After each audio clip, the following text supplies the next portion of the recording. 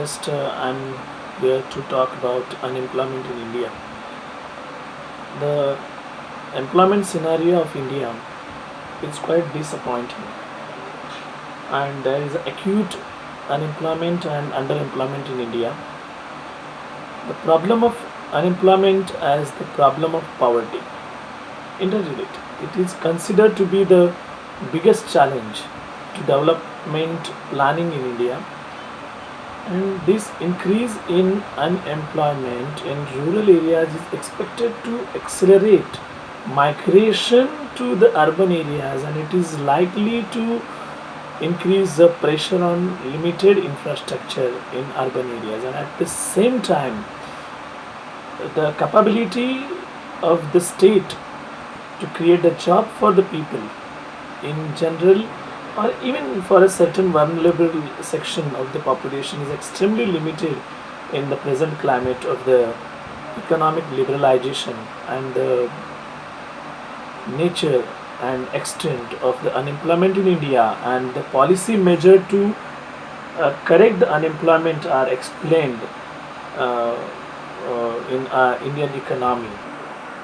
So, India being a developing economy, the nature of unemployment sharply differs from the one that prevails in a developed countries. In a developed countries, the unemployment is due to the deficiency of the effective demand, and it is mostly cyclical in nature. In India, unemployment is a multidimensional phenomenon, and it is not restricted to any one sector or group of population, or it is a widespread problem affecting almost every segment of the society.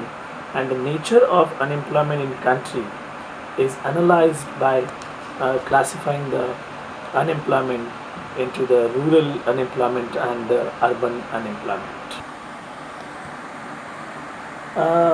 Since a large percentage of Indian population resides in the rural sector, and the main occupation as agriculture and allied activities, it gives rise to the problem of the rural unemployment.